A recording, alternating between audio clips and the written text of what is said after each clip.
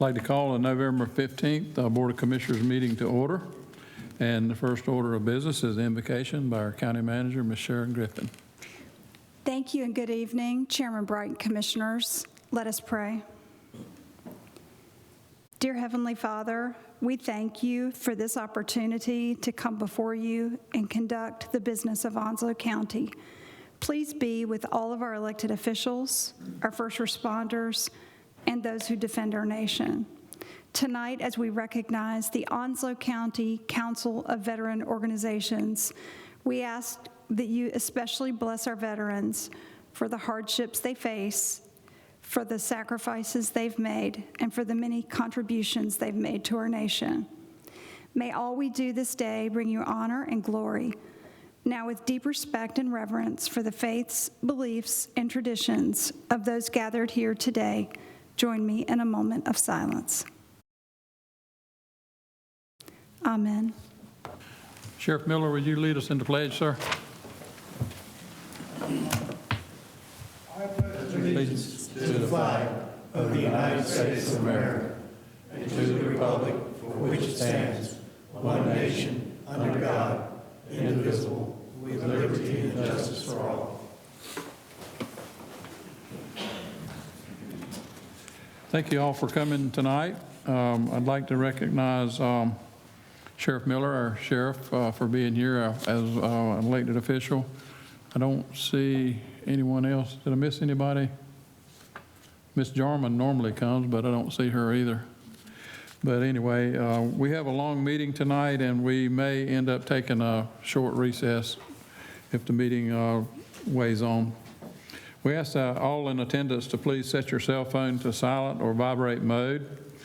The board offers the public one opportunity to speak during the meeting. Comments should be limited to no more than 5 minutes and may be on any issue upon which the Board of Commissioners has control. In accordance with the board's adopted rules of procedures, commissioners shall reserve responses, if any, for the commissioner comment period on the agenda, which is at the end of the meeting. With no other items being considered separately, I'd like to entertain a motion to adopt the agenda. I'd like to make a motion to amend the agenda, include item 2, consent agenda, 2F, resolution 21-2026, opposing the proposal Shrimp Fishery Management Plan Amendment 2. Second. Have a motion and a second. All in favor of amending the agenda, signify by saying aye. Aye. Motion to approve the agenda as amended. Second. Motion. I'd now like to make a motion to have item A on, put He on hasn't asked item that A. question yet. Okay, all right. Thank you for He correcting. has to go to consent agenda to ask that. Thank you. Okay, we have a motion and a second. All in favor of the motion, signify by saying aye. Aye. All opposed? Items on the consent agenda, is any item that any commissioner would like to have removed for later discussion? I would like to have A removed to item 8 for further discussion, please. Okay. Okay, motion to approve the consent agenda as amended. Second. Motion and a second. All in favor of the motion, signify by saying aye. Aye. Motion carries. I would like the county manager to read the resolution concerning the item that we added for the agenda tonight for the public's knowledge on it. Thank you, Chairman Bright, Commissioners. And yes, in response to Amendment 2 that's been proposed by the North Carolina Shrimp Fishing Management Plan, which proposes closing some areas that are currently being worked by shrimpers. The board did just add and pass Resolution 21-026 opposing the proposed Shrimp Fishery Management Plan Amendment 2. I believe that you wanted me to also announce to the public, after we read this, it's very important if any of our citizens have something they would like to have heard about this issue, that the 9-member Marine Fisheries Commission is going to meet November 17th, 18th, and 19th at the Islander Motel That's in Emerald Isle, right there, the second road on the left after you come, or on the right after you come in off the bridge, the Islander Motel at 6 p.m. this Wednesday, and people can sign up to do a 3-minute public comment. At this time, I'll read the resolution into the record. Whereas the Onslow County Board of Commissioners have been advised of relevant issues that would have a detrimental effect on the county's recreational and commercial fishermen. And whereas members of our local fishing community, some of whom are recreational fishermen and head boat operators familiar with the fishery of North Carolina, are greatly concerned about the proposed Shrimp Fishery Management Plan Amendment 2. And whereas the Onslow County Board of Commissioners is concerned with the proposed Amendment 2 based in part on the following: the North Carolina Division of Marine Fisheries, NCDMF, recommendations include area closures to shrimp trawling in state coastal waters of almost 69,000 acres. The many closed shore areas that would be closed will require shrimpers to go further into open waters where weather and rough seas could make conditions life-threatening for smaller vessels. A large percentage of our shrimp trawl fleet is composed of boats less than 50 feet. The areas being recommended for closures are not where finfish tend to spawn. They are connecting areas between nurseries.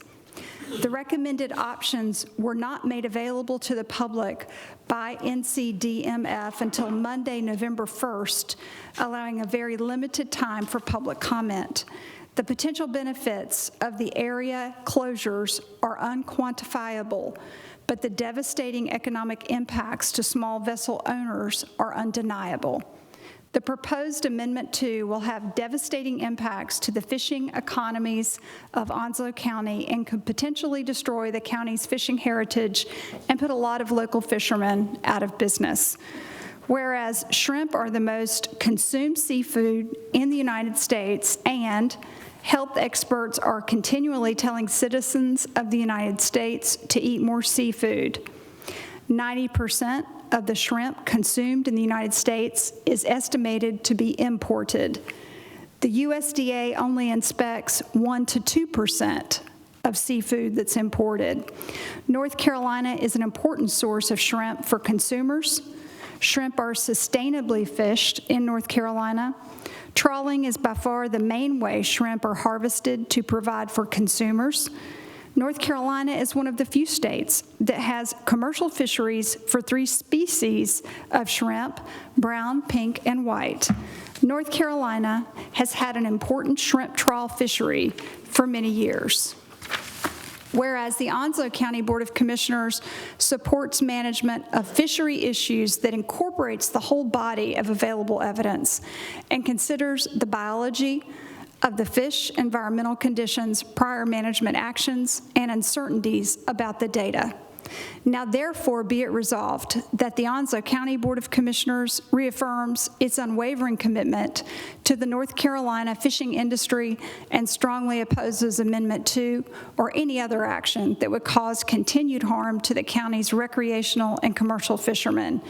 Be it further resolved that the Onslow County Board of Commissioners hereby direct the clerk to submit this resolution to the North Carolina Fisheries Advisory Committee in support of public comment in opposition to Amendment 2, adopted this the 15th day of November 2021 by the Onslow County Board of Commissioners. And again, that public hearing will be this Wednesday. You'd have to get there before 6 p.m. to sign up, and it's at the Islander Motel in Emerald Isle. Thank you, sir.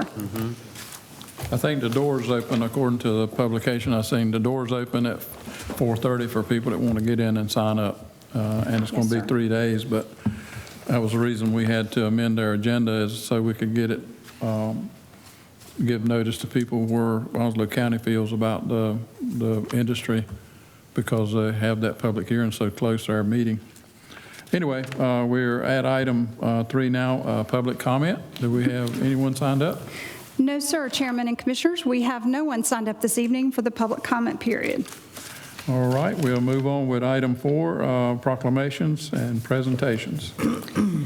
Thank you, Mr. Mr. Chairman and Commissioners. Tonight we have two important proclamations that have been prepared for presentation. Our first one is in recognition of our veterans. I will read it into the record. State of North Carolina, County of Onslow, Proclamation, Veterans Recognition Month 2021. Whereas on Veterans Day, America pauses to honor every service member who has ever worn one of our nation's uniforms. Each time our country has come under attack, they have risen in her defense. Each time our freedoms have come under assault, they have responded with resolve. Whereas, as we pay tribute to our veterans, we are mindful that no ceremony or parade can fully repay that debt.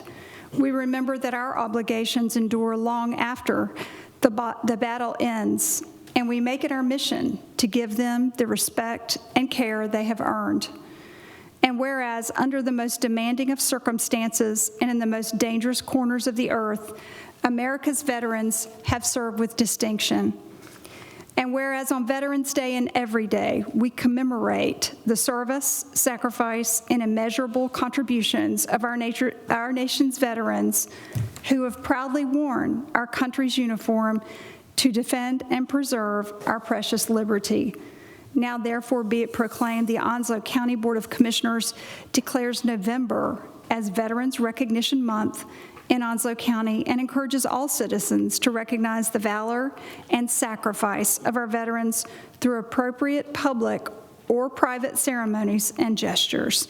Presented the 15th day of November, 2021 by the Onslow County Board of Commissioners.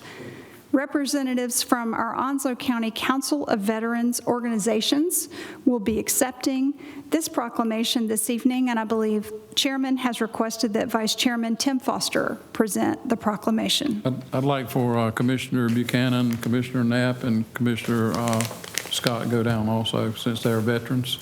Yes, sir.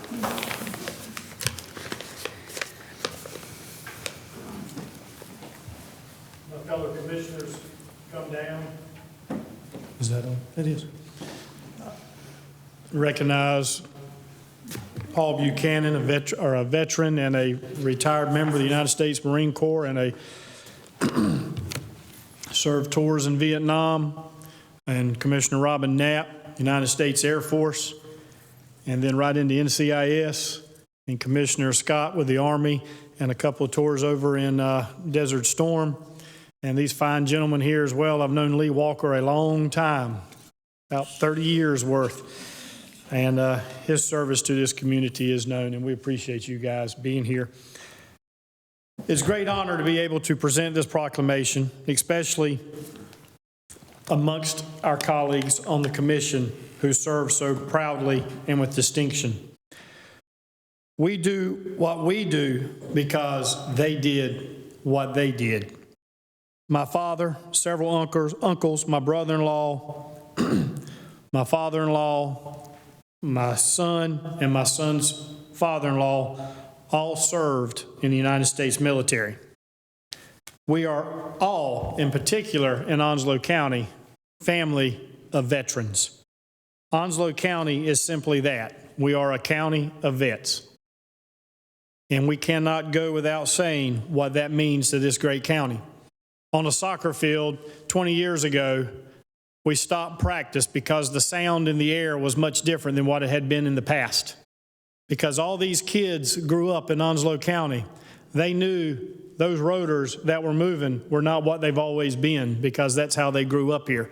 They understood the sound of freedom and when it changed. And that was the first day that V-22 Osprey flew over Onslow County, and a bunch of 16-year-old kids on a soccer field knew something was different. That's Onslow County. Southwest High School, you look at the top of the bleachers, Paul, we had your group there with us a few years ago, and they put a POW MIA chair at the top of the stands on the 50-yard line at Southwest High School, the best seat in the house, to represent those that served, those that we lost, and those that we still do not know. And with that being said, before I turn this over to these gentlemen, I want everyone to know that your hallways and schools are full of veterans as well. And you don't find teachers that are much better than a veteran who has served and continues their service into the schoolhouse. And tonight I want to share a quote from J.M. Storm. And this means a lot for you guys and veterans of Onslow County and across this great nation. I didn't carry the weight, walk in the boots, or even see the things that they saw. I never had to. And that is exactly the point. J.M. Storm. Thank you for your service. We appreciate everything that you've done and continue to do in our communities.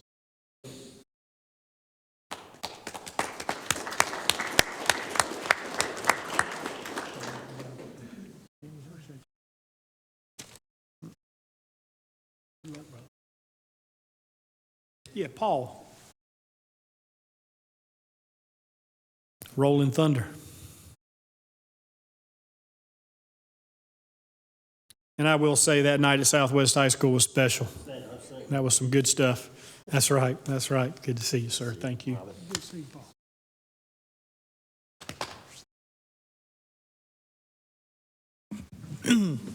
It's an honor to stand here. Like you said, I was in the Air Force for 4 years.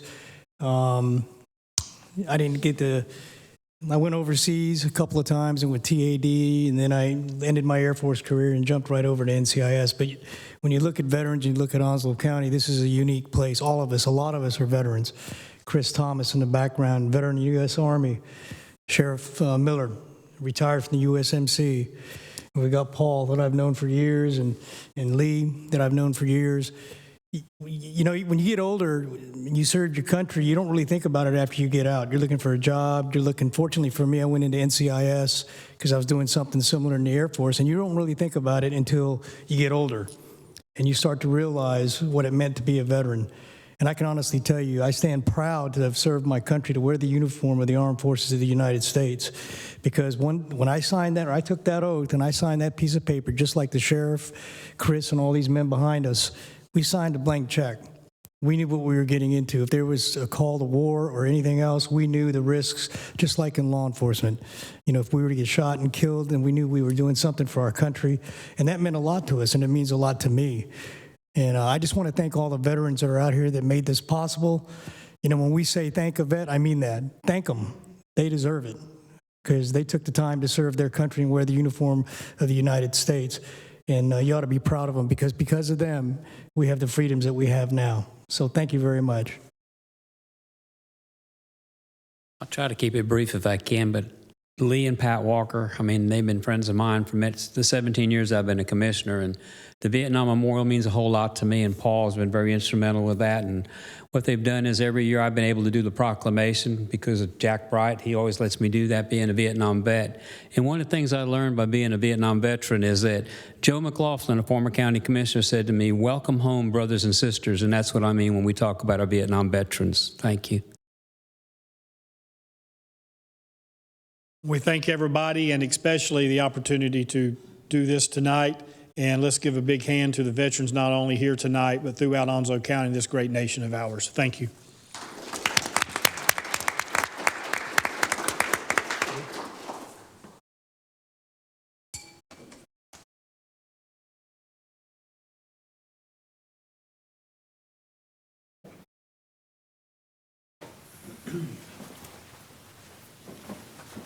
Move on now with the next item is National Adoption Awareness Month.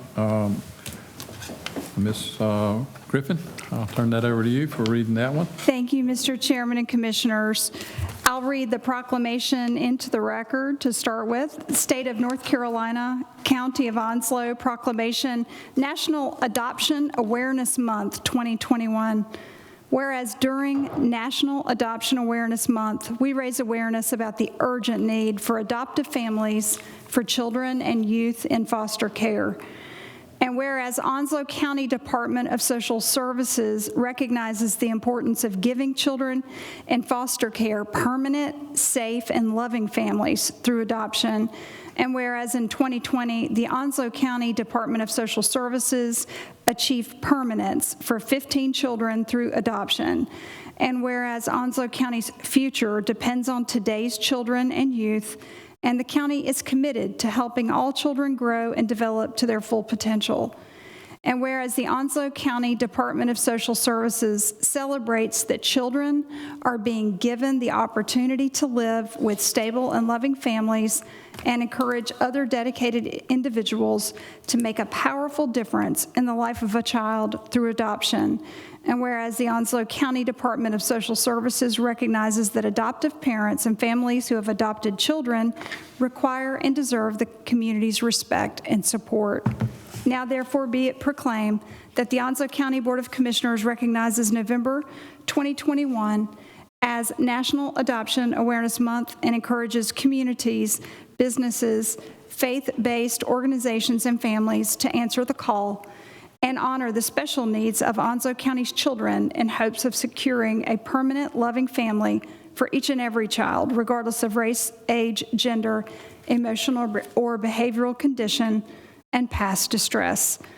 Presented on the 15th day of November 2021 by the Onslow County Board of Commissioners, and representatives from our wonderful Onslow County Social Services Department are going to accept this proclamation, and I believe Chairman Bright has requested Commissioner Royce Bennett to make this presentation.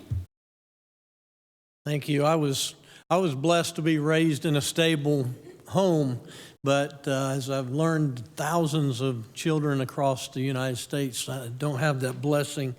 I think we have 16 in Onslow County that are currently in need of a permanent home.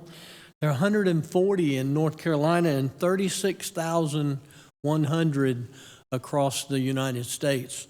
You can go to adoptuskids.org and you can find those children that need a permanent home. So we certainly appreciate what you guys do every day to try to help those children, and we recognize Adoption Month.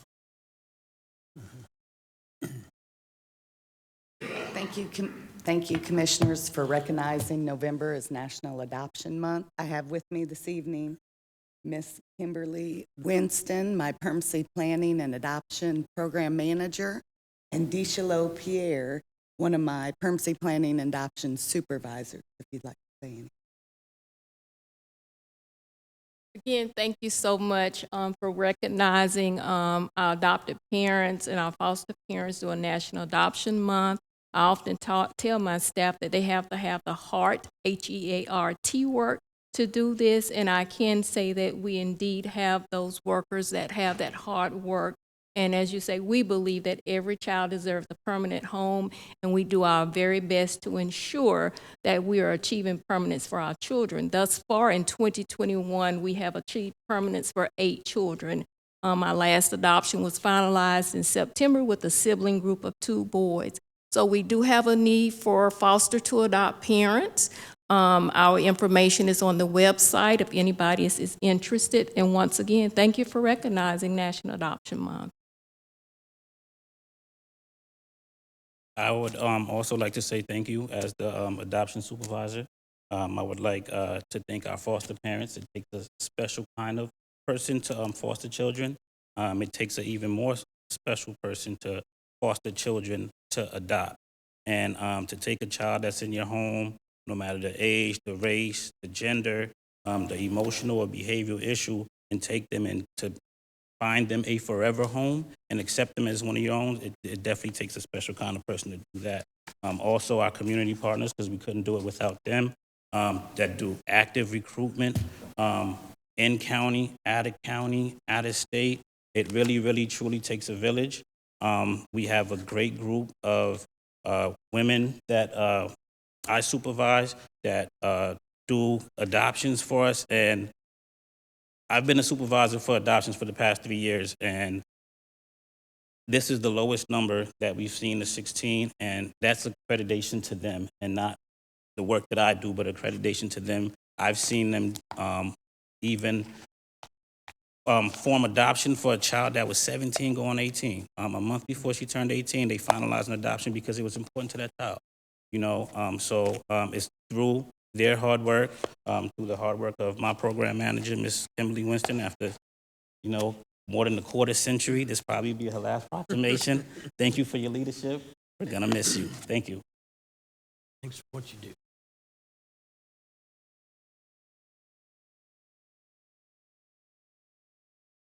Thank you. We'll move on now to presentation of the audit for fiscal year 2021. Thank you, Mr. Chairman and Commissioners. At this time, we will have the presentation of our audit, and this is going to be presented by Ms. Leanne Bagasala of the independent accounting firm Elliott Davis, LLC. She's going to make the presentation to the Board of Commissioners regarding the annual audit that has been completed for Onslow County. Good evening. My name is Leanne Bagasala. I'm an audit senior manager at Elliott Davis, and I had the pleasure of working with the finance staff and several other departments like DSS to complete the FY15 audit. I do want to go through a couple things that we have to present to you.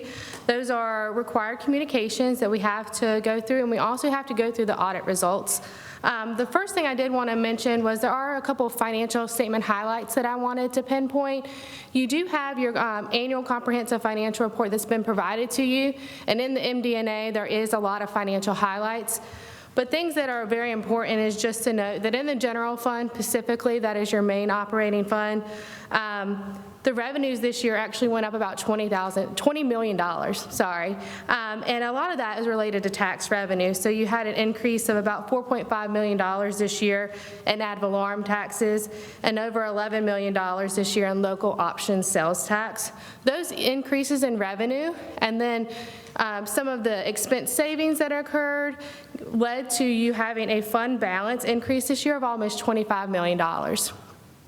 And a lot of the expenditures did increase. In some places, like an extra $8.1 million was spent on education, and an extra $3.9 million was spent on public safety. But overall, you really did contribute to your fund balance in the general fund this year.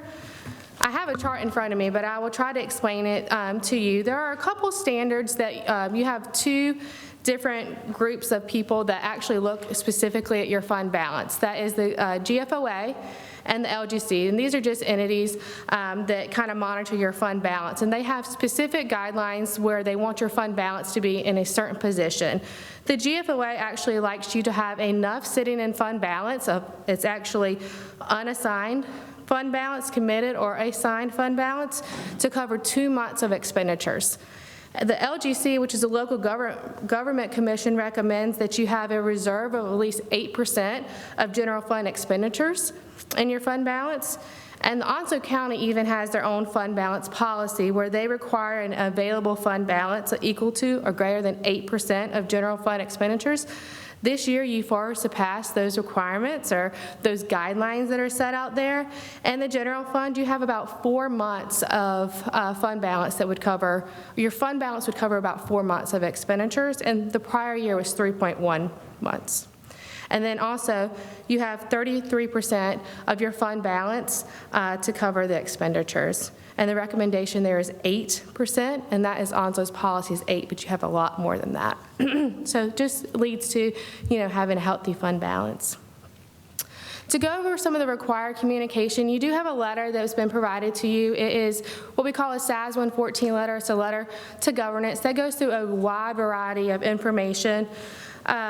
It does go through what is the audit and what does it mean to be your external auditor. What is our process? We do want you to know that we do not audit every single transaction that occurs for the county. We set a risk-based audit approach and an actual materiality at each fund level, and we audit to those.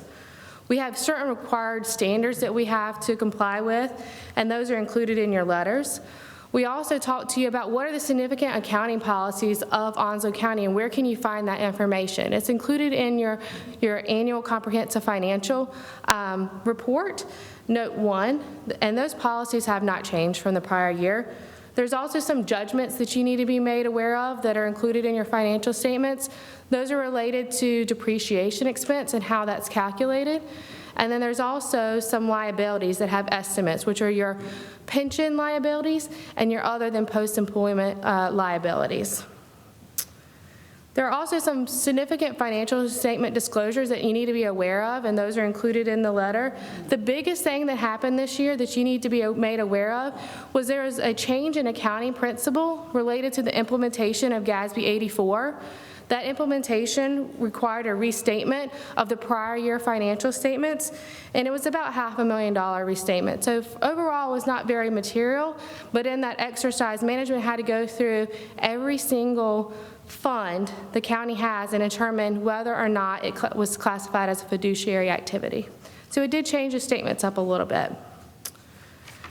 As part of the audit, I do need you to know that management signed a management representation letter that we included in your actual letter, that they actually signed off on certain things, like we didn't have any disagreements, there are no uncorrected misstatements, things like that are included in your letter.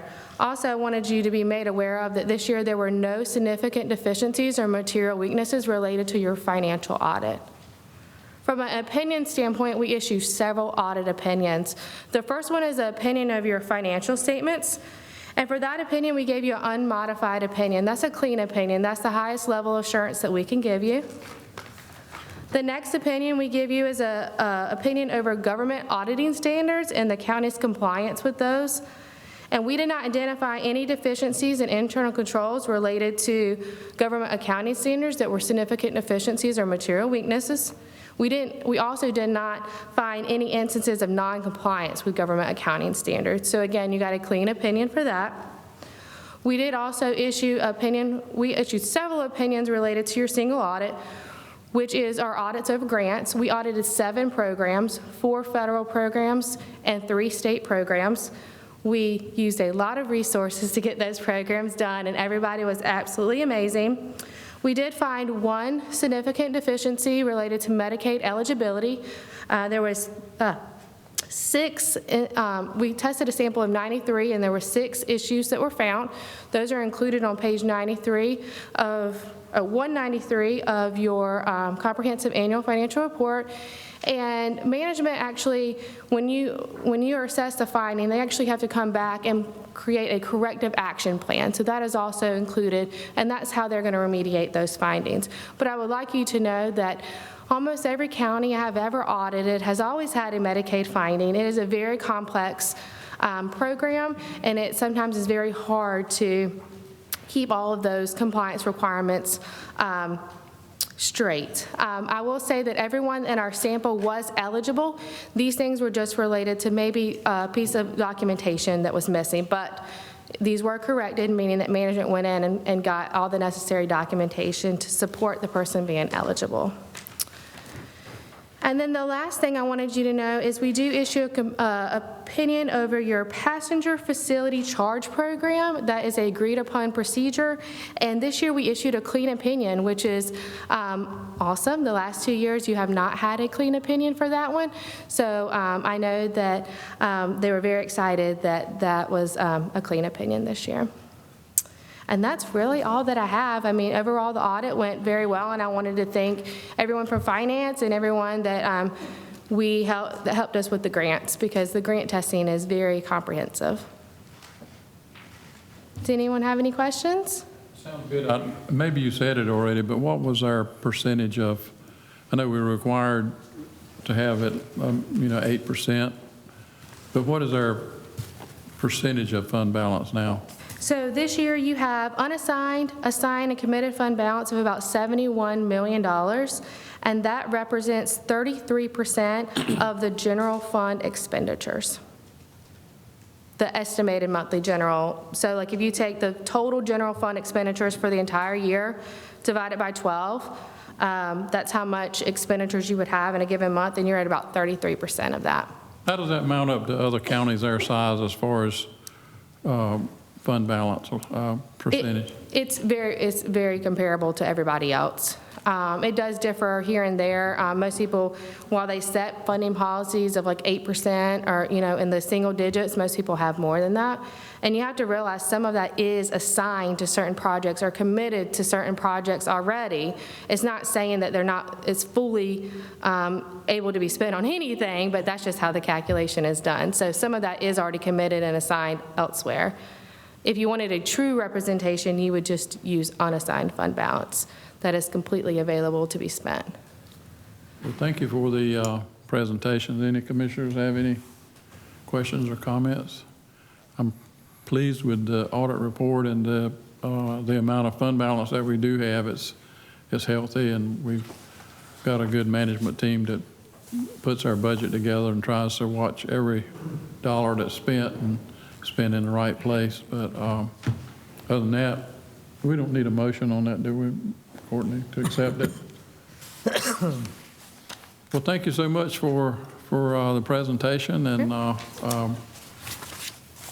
we can maintain that healthy fund balance. Sounds good. Thank you very much.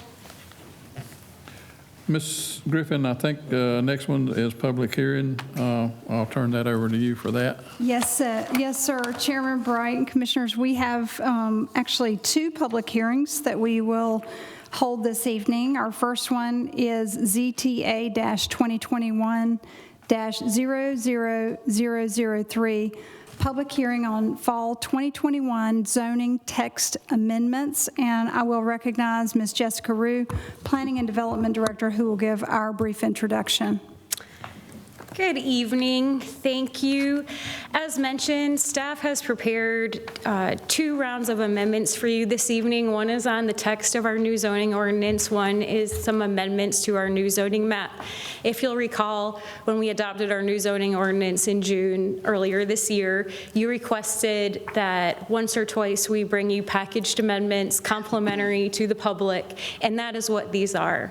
Our first round of amendments in ZTA number 3 is actually some modifications to the text. And we did not have any citizen requested amendments to all the text in our zoning ordinance. However, as you'd imagine, when you make this many changes to words, as you go to apply them, you do find some things that maybe don't read correctly, could be clearer, or a couple of areas where there may have been some unintended changes where we are requesting to change a few things back.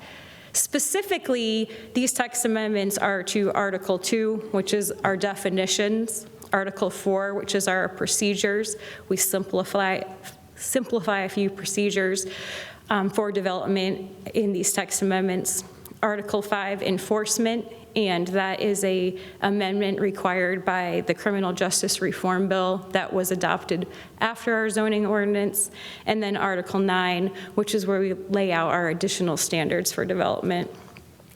And so really what this package is staff recommendations for clarity that we've discovered as we've been practically applying these zoning ordinance standards, also to maintain congruency with our state standards and simplify that review process.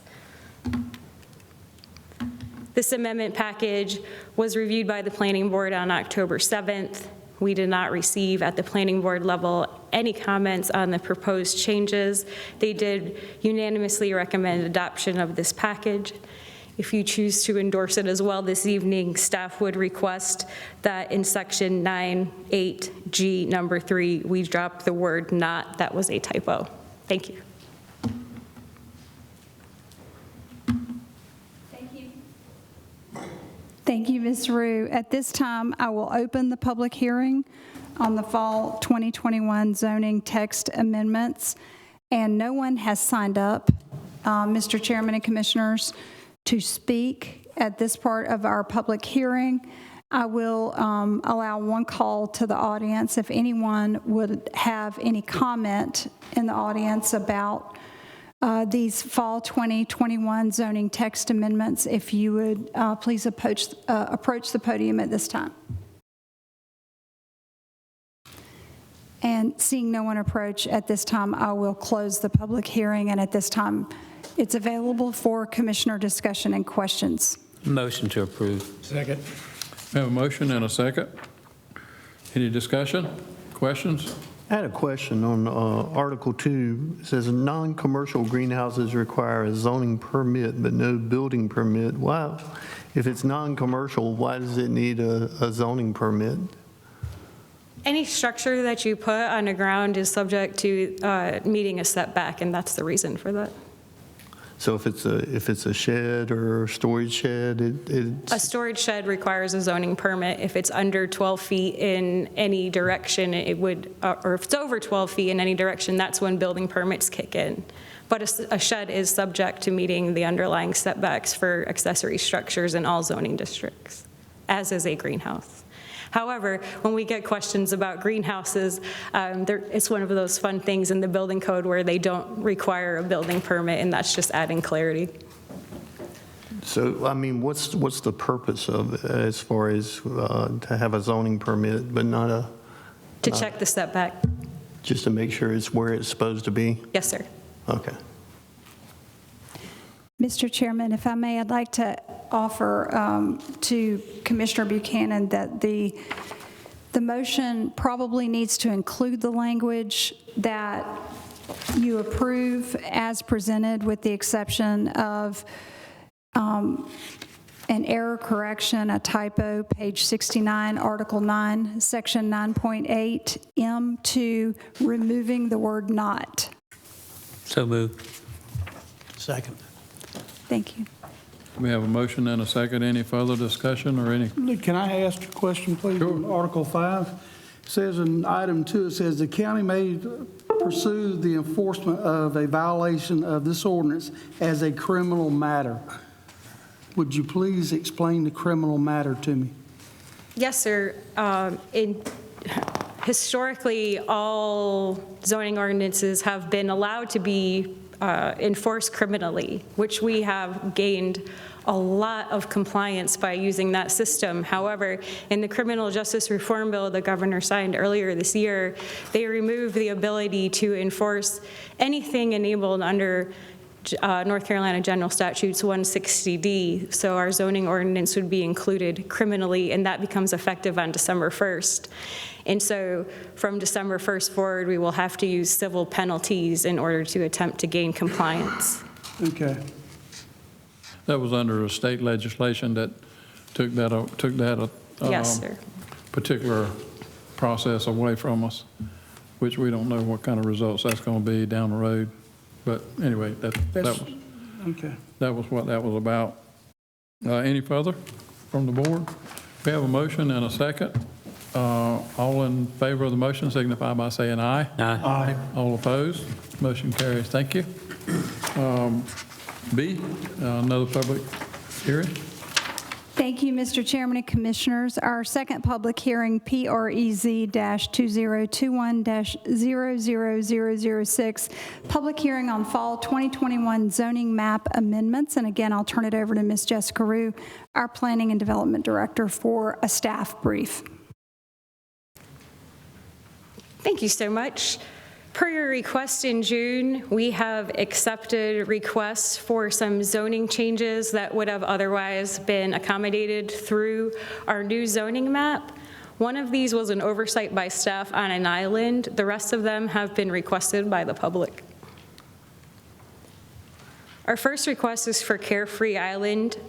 It maintained R90 zoning. R90 zoning is a district that went away with our new zoning map. It's no longer relevant. We're proposing to zone that RA. This is also known as Jones Island locally. The next one is Carefree Street in Ptolemon Circle area. This is to go from R8M to community business and highway business. This is an area that we accepted as a result of the city relinquishing some ETJ, and this is already commercial property, so the R8M zoning district did not really make sense apply to this area. The next is a tract on Gum Branch Road, R8 to R10. This was a mapping error on all of our records and all of our spreadsheets that we turned over to GIS. This was slated to be zoned R10, and it was not reflected on the updated map. Peyton's Ridge subdivision, part of this to go to R15. That would be our parts on the top flanking the pink, and another section to go to R20. These are part of planned and approved subdivisions already. If you recall, we've made a great effort to remove subdivisions from RA. This assigns appropriate zoning districts to these planned and approved subdivisions. Rhodestown Estates, this is another planned and approved subdivision. It's in progress. This is to go from RA to R15, which would be appropriate to its lot sizes. A request on 258, disregard the red square in the middle of the screen. This is a split parcel here. This is for 1.7 acres to go from RA to highway business, and that has highway frontage there. So just a little piece on the left. In Stateside, originally when this was designed, they had requested the R8M. They have requested to change this to R15, so that's actually a lower density than the R8M. Wind Point down in Sneed's Ferry, this is a planned and approved subdivision RA to the appropriate R15. And lastly, a split zone parcel down in Sneed's Ferry to eliminate that split zoning on the one parcel for that to become community business and the adjacent parcel next to it to become community business.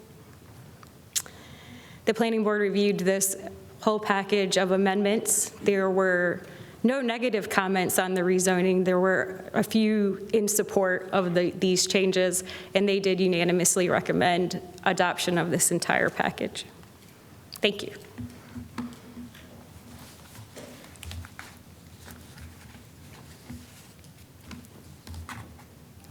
Thank you, Ms. Rue. At this time, we will open the public hearing for PREZ-2021-0006.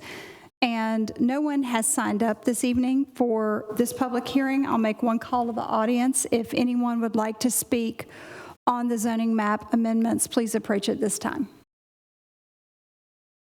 And seeing no one, I will now close the public hearing, and this item is now available for the commissioners to discuss. Motion to approve. Have a motion and a second. Second. Almost simultaneously. There, together. Any discussion? Hearing none, all in favor of the motion signify by saying aye. Aye. All opposed, motion carries. Thank you, Ms. Rue. Thank you. General items, number 6. Ms. Brenda Reese, I think, is going to present that to us. Good evening, Chair, Vice Chair, and Commissioners. Before you this evening is a list of grant project ordinance that have been reviewed and found to be complete. Almost all of these grants were funded with federal and/or state funds. The grant ordinance amendments reduce the ordinance to the actual project total. We respectfully request approval of the amendments to the grant project ordinances for closure and authorize the chairman to sign the ordinances on behalf of the county. Motion to approve. Second. Motion and a second. Any questions for Ms. Reese on this? Hearing none, all in favor of the motion signify by saying aye. Aye. All opposed, motion carries. Thank you. I think the next one is also yours. Yes. So the limited obligation bonds that were obtained in 2016 funded 4 projects: the courthouse construction project, the Consolidated Human Services Parking Lot project, the Justice Complex Improvements project, and the Richlands Elementary School project. All of these projects are complete, and the amendments to the project ordinances have been prepared for review and signature. The funds remaining from these projects will be used for debt service payments for the 2016 LOBs. Respectfully request approval of the amendments to the project ordinances for the courthouse construction project, the Consolidated Human Services Parking Lot project, the Justice Complex Improvements project, and the Richlands Elementary School project for closure, and authorize the chairman to sign the ordinances on behalf of the county. Motion to approve. Second. Have a motion and a second. Any discussion? Yes, what was the total left over that's going to be able to be applied to debt service? It's $3.8 million this year.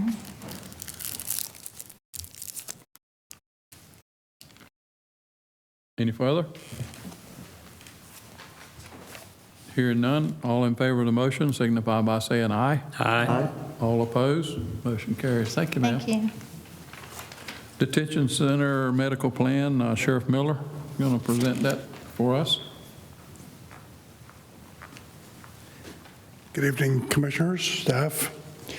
North Carolina General Statutes 153 Alpha 225A requires all local government units that operate a jail, basically all counties, to have a jail medical plan. The jail medical plan must be reviewed annually and signed by the local health director. This was done. We went through it. Our staffs went through it line by line. There were no significant changes from last year's medical plan, and I'm available for any questions that the board may have. Motion to approve. Second. Have a motion and a second. Any discussion? Hearing none, all in favor of the motion signify by saying aye. Aye. All opposed, motion carries. Thank you. Thank you.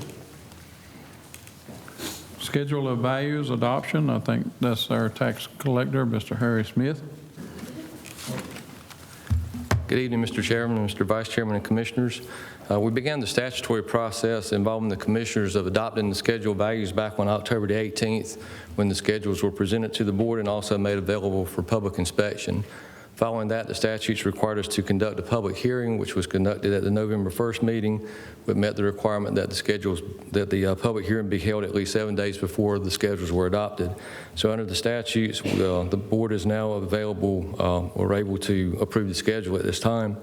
The specific action requested is that the board, in accordance with North Carolina General Statute 105-317C3 and General Statute 105-277.6B, the Board of Commissioners issue an order adopting the 2022 Onslow County Revaluation Schedule of Values and authorize the chairman to sign on behalf of the Board of Commissioners.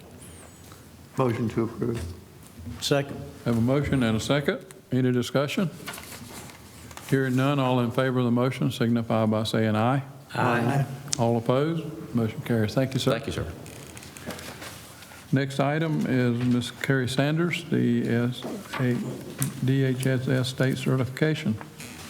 Good evening, Chairman, Vice Chair, and Commissioners. The Department of Social Services receives grant funding through the Department of Health and Human Services Public Health Division to administer our adolescent parenting program through our peers. The item you have before you this evening is just the annual update of the forms, which is required through the commissioners serving as a consolidated Health and Human Services Board.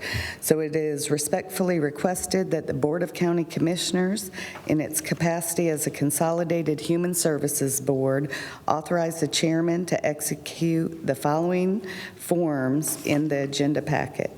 The individuals authorized to sign contract expenditure reports, individuals authorized to sign contracts, the state certificate, and the vaccination and testing requirements. Motion to approve. Second. Have a motion and a second. Any discussion? Hearing none, all in favor of the motion signify by saying aye. Aye. All opposed, motion carries. Thank you, Ms. Thank Sanders. Museum Advisory Board appointments, I'll turn that over to Ms. Griffin. Thank you, Mr. Chairman and Commissioners. We do have appointments that we need to make to the Museum Advisory Board.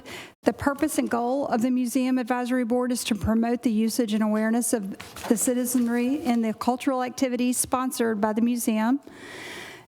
This evening, we have two individuals who have expressed an interest in reappointment. Mr. Arthur Purcell as the MCB representative, his term expiring April 30th, 2022, and Ms. Lindsay Russell in Jacksonville for a term expiring April 30th, 2024. The applications are on file and have been certified by the clerk's office. No other individuals have expressed interest at this time. We do respectfully request the appointment of Mr. Arthur Purcell in the MCB representative category for a remaining 3-year term expiring April 30th, 2022, and Ms. Lindsay Russell in the Jacksonville category for a 3-year term expiring April 30th, 2024. Motion to approve. Second. I have a motion and a second. Any discussion? All in favor of the motion signify by saying aye. Aye. All opposed, motion carries unanimously. Community Child Protection, Child Fatality Review Team. Ms. Russell? Thank you, Mr. Chairman and Griffin. Commissioners. It's okay. The Community Child Protection and Child Fatality Prevention Team reviews and records of all fatalities of Onslow County children, as well as any cases that may be receiving child protective services in which there may be gaps in the service delivery from any county agency. All of these cases are reviewed to determine what, if any, improvements can be made within the community as a whole to provide better services for our child population. The following have submitted citizen participation applications for appointment to the categorical positions on the Community Child Protection Child Fatality Review Team. All of these applications are on file and have been certified by the clerk's office, and I'm going to list these and respectfully request appointment of each of these individuals for these terms. Ms. Julia Parrish, Law Enforcement category. Ms. Liz Hurst, Parent Representative category.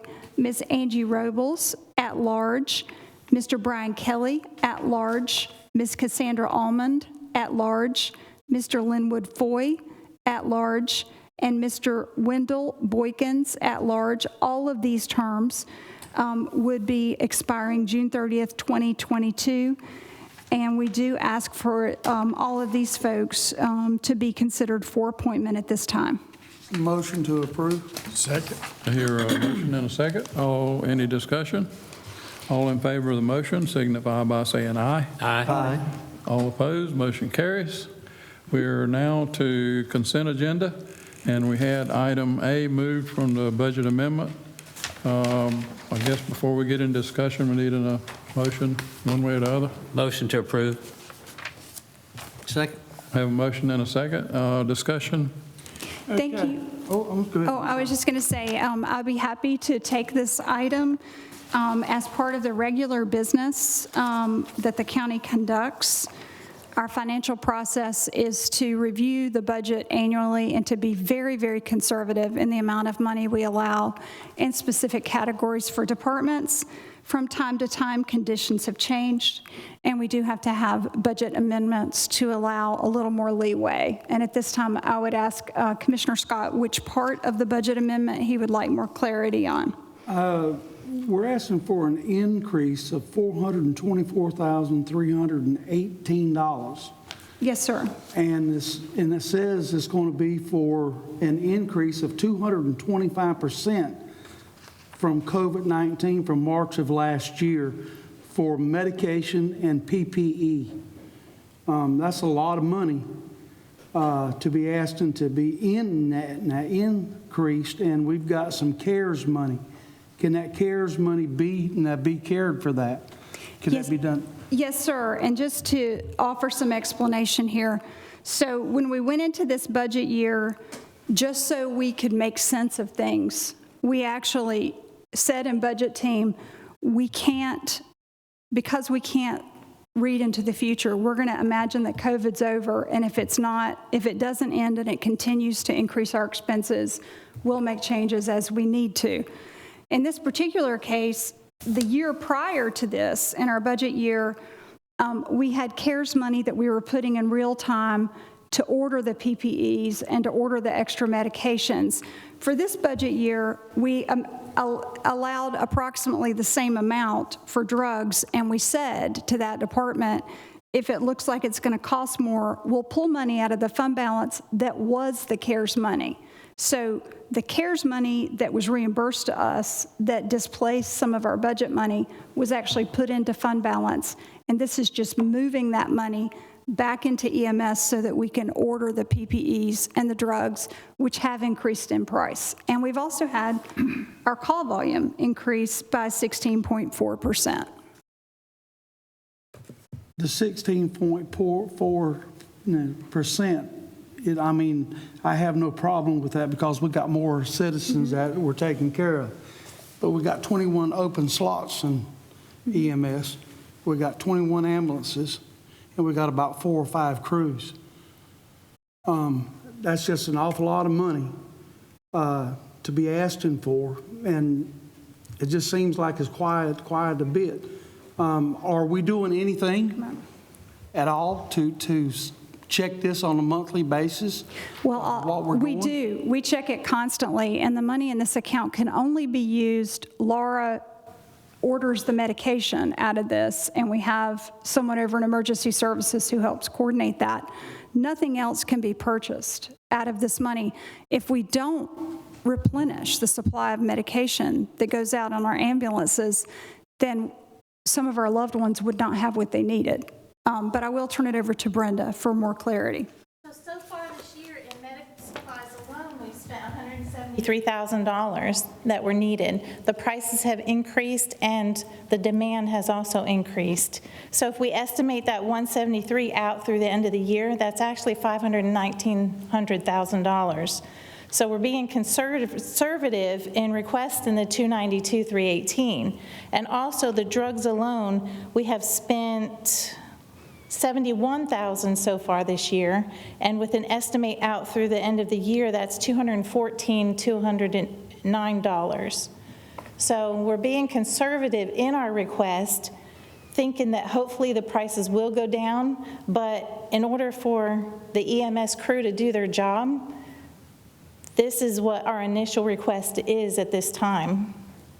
Last year, we budgeted $300,000 this year, and we've already spent $173,000.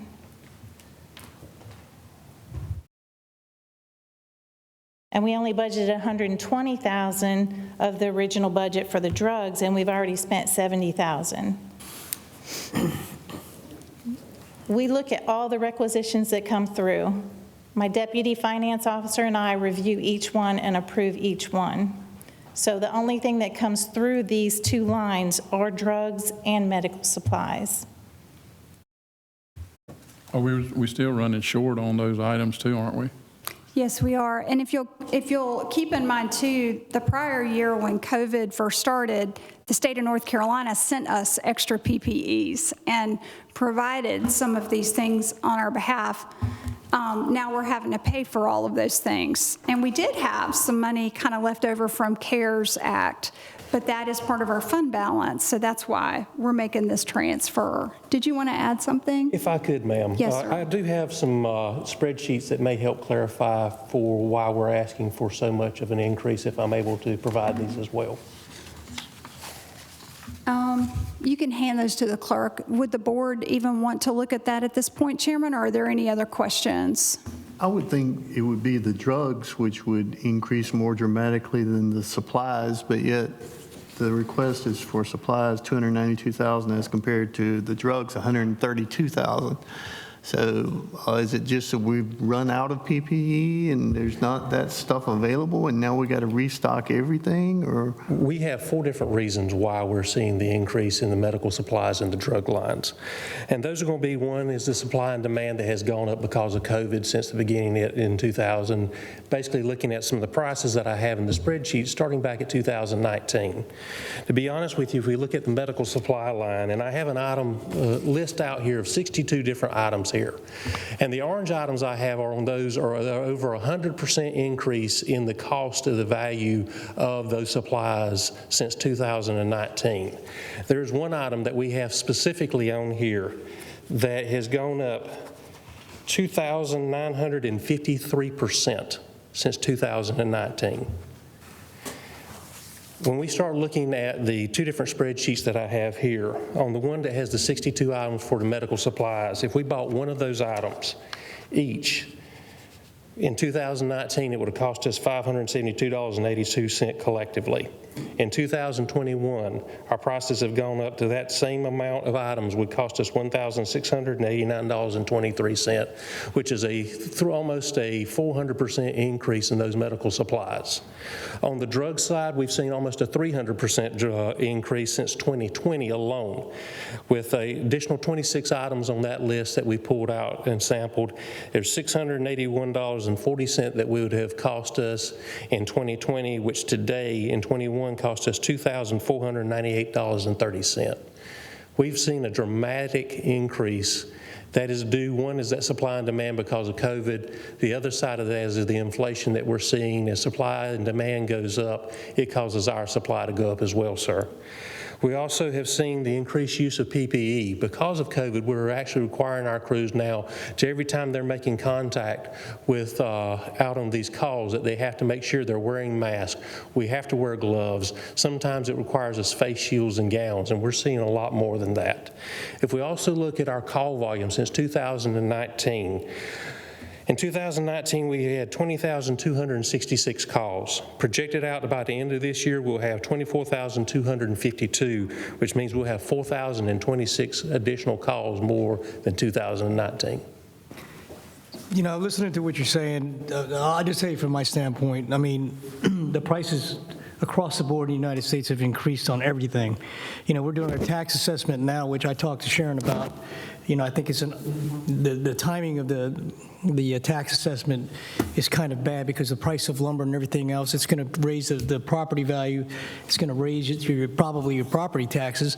If you look at it, that's just some things that we have to accept. Gasoline prices are going through the roof. The car business, you can't find a used car now unless it's almost priced as a new car, because prices are going up across the board. And dealing with PPE, I know PPE is really important. The medication is very important. We can't control the industry in terms of the prices going up and the inflation. You know, we've got inflation in this country right now. We have to face the fact that everything is going up. Milk is going up. Everything in the stores are going up. And if I'm wrong, correct me, but I think all of us have seen that.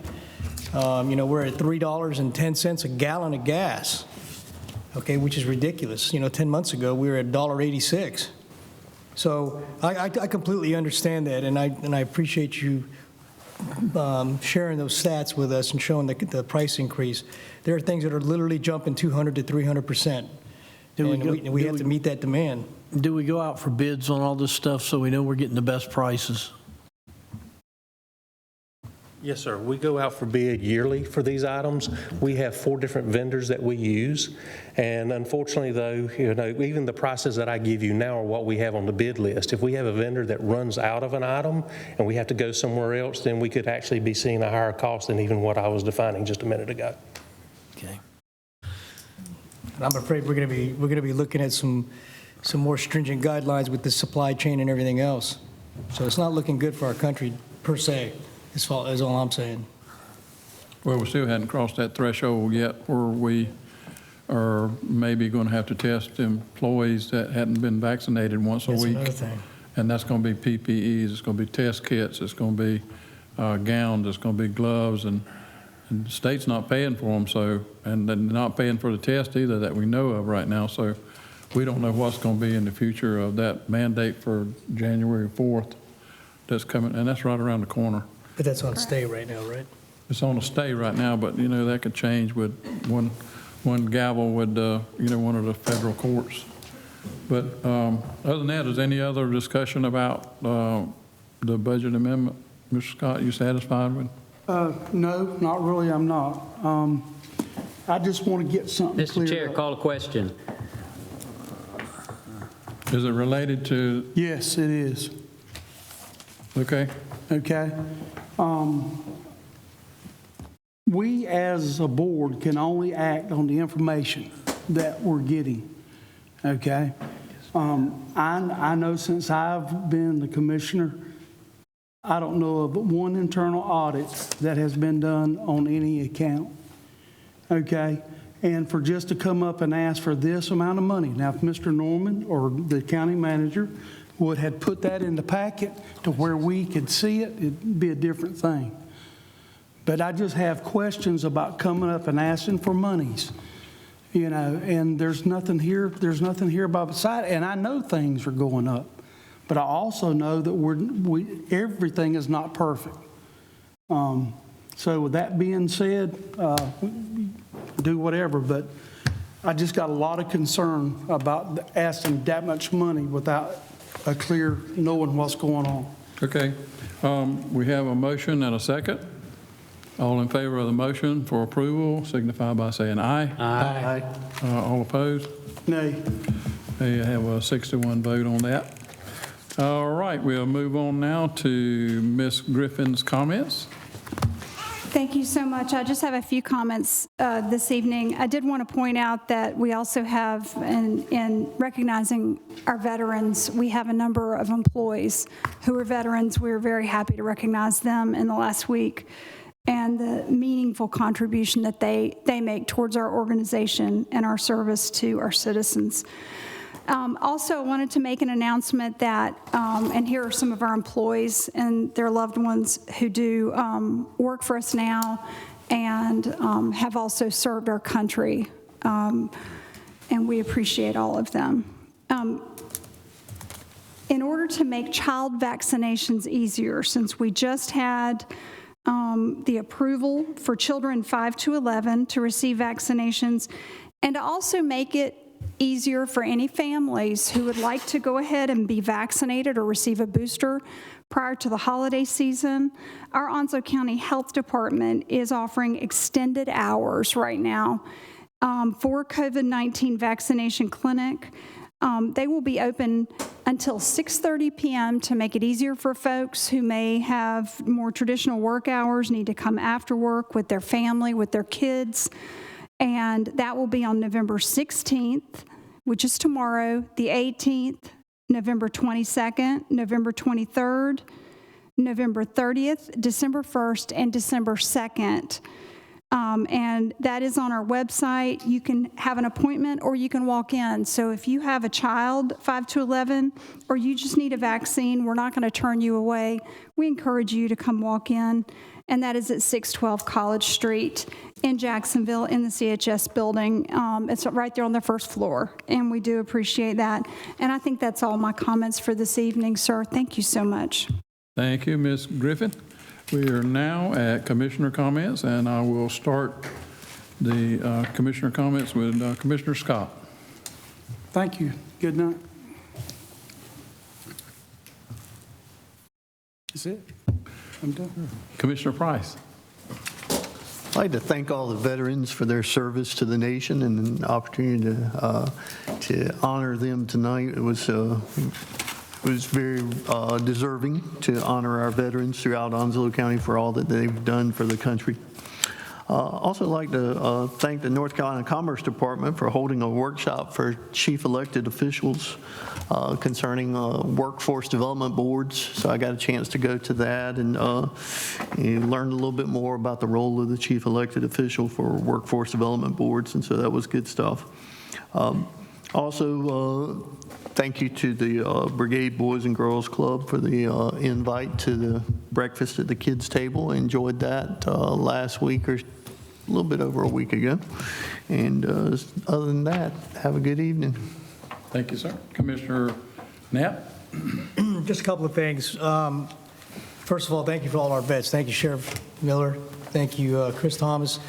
I know Ben's a vet from the U.S. Army. He's not here today. To Paul Buchanan, thank you, sir.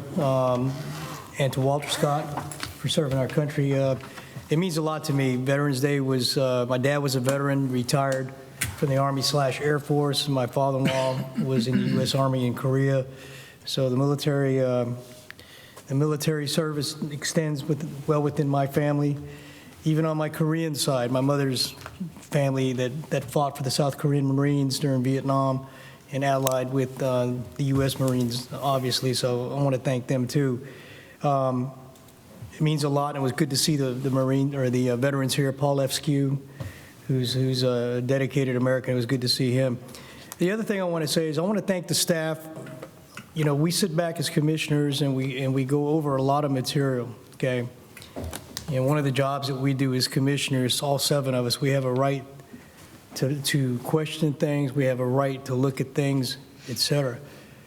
But also with that same responsibility is that we have people entrusted in certain positions where you wouldn't be in those positions if we didn't think that you could do the job, like our county manager, our DSS department head, our assistant county managers, Norm Bryson, okay? All of these people were picked to serve in those particular positions. And I trust what you present to us. I trust the material and information that you bring forth to this board to review. You know, if we have a question, we can question it, we can look at it, we can ask questions with you and discuss it.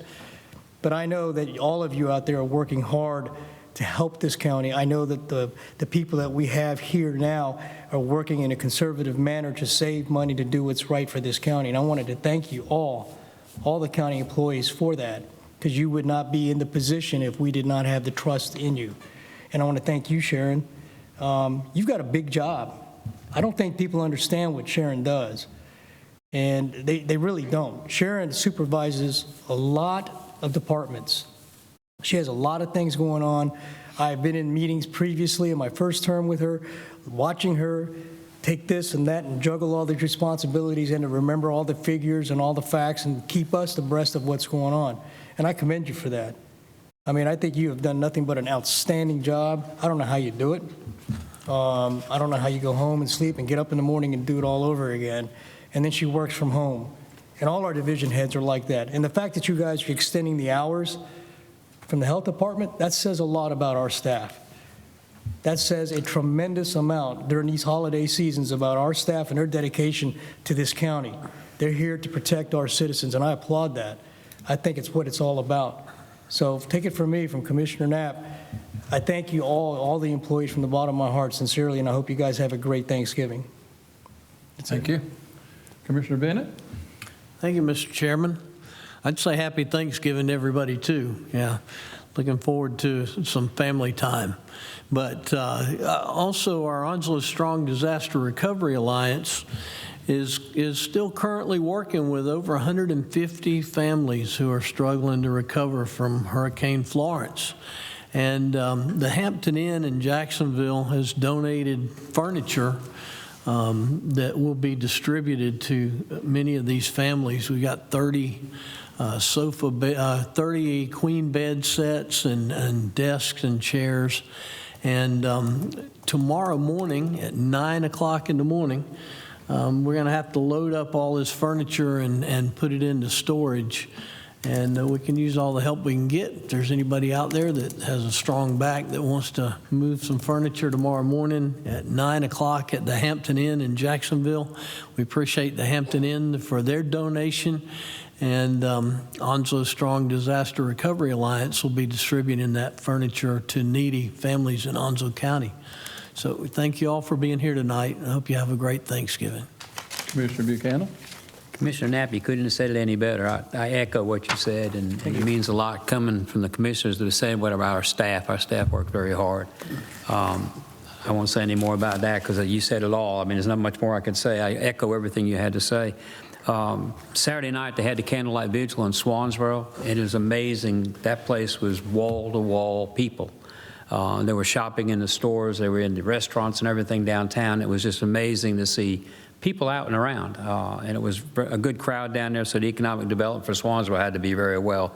Besides that, thank everybody for being here. Vice Chairman. First, I've got to apologize to Mr. Hargett. I had something that I was going to share with during the proclamation for veterans, and somehow that left my mind. So if he wants to, and they're listening back there, they can hit that video of the pictures of the veterans again, and I will read what I was supposed to read earlier, and I don't want to not do that. See, he heard it, so we get to see it coming up there. Earlier today, there was a recognition for veterans who work for Onslow County. Refreshments and honors were given this morning for them. Onslow County has about 1,300 employees, and about 200 are veterans. Human Resources Director Janelle Galloway and her team led the recognition effort this morning. Additionally, many of the county veterans provided pictures of them in their service uniforms, and we have these displayed digitally around the county buildings as well as on G10 TV and our social media. Oh my gosh. So my apologies for leaving that out earlier with that, but I do appreciate what the recognition of the veterans. And one thing you'll find that I have found is that the veterans, when they leave service, they don't go into just something else. They go into more service. And when you leave the service, and 200 of them move into serving Onslow County, and hundreds have moved into teaching and other service industries, law enforcement, whatever. When you have a heart for service for your country, that heart is also for your state, your county, and your community. And without the people such as that, there's so many things that would not get done or taken care of. And a quick story is a Canadian soldier asked my brother years ago, I don't understand why you have such a large military force in the United States, and here in Canada, we have such a small one. Explain that to me. And my brother simply said, you just explained it to yourself. Our military will ensure that no one's going to enter the North American continent, whether it's through Canada or anywhere else. We don't only fight for freedom for us here in the United States, we fight for and stand for freedom across this country. And that's the reason we're able to say it before it gets here next week is Happy Thanksgiving. And we all need to really think about what we should be thanking or giving Thanksgiving for. Our military, our freedoms. You know, freedom's just another word. I think in the Bobby McGee song, For Nothing Else to Lose, along those lines. Well, folks, our freedom is essential. And we've got to stand at the gates and continue to fight for it. Not only watching our current soldiers and sailors and Marines and everyone else doing that, but remember what the veterans gave up to create this for us. And I know it gets a little long-winded, but I give thanks every day for the freedoms that I have because of the men and women that served to allow us to keep these freedoms. The only thing you have to do is lose one of those freedoms and you find out how important it was. And right now as a nation, we're taking these freedoms for granted. We take for granted that our kids get to get on a bus every day and go to school, and it's free. We forget we get in our cars, we can drive across the town and eat at a restaurant of our choice, the food of our choice. We forget we have a standing law enforcement that serves and protects. We forget we have employees in a county that make sure and ensures that we have all the things that we need in order to survive, the necessary things and the necessities. Because when I call 911 and I need someone at my mama's house at 82 years old, I expect that ambulance to roll up with all the materials and resources it needs to take care of her. I don't expect her to have some miracle to take place, but I do expect Onslow County Emergency Services to show up on scene and do everything they can to save her if it ever comes to that. I expect when I call 911 and we have something going on in the neighborhood that the sheriff's office will show up with the materials that they need. I'm usually one that'll sit quiet a little bit on some of these things, but I want to make sure you got what you need to take care of what we need as citizens in this great county. I thank you for it. I appreciate it. Ms. Galloway, I appreciate everything that you've done and tonight's information on planning. And I think on December 11th, we have a tree lighting. Is that right? At Onslow Pines Park. See that tree is going up in the process, so make sure we get out there for that. And thank you for coming tonight, and I appreciate everything that you do. Thank you, Vice Chairman. You guys don't leave me nothing on the bone. You talk about everything that I need to talk about that I've got jotted down. I will say this about veterans, and I appreciate the veterans, but I want to thank the veteran spouses. The veteran spouses run the home. They take care of things while the spouse is deployed, and they deserve just as much credit as the veteran itself because they do a tremendous job of maintaining the household, paying the bills, but taking the kids to school, cleaning the house, working a job, sometimes going to school. The spouses really need to be recognized also, and I know there's a lot of them also here in Onslow County. Other than that, I will entertain a motion to adjourn. So moved. Motion. All in favor? Aye. We adjourn. Thank you, gentlemen.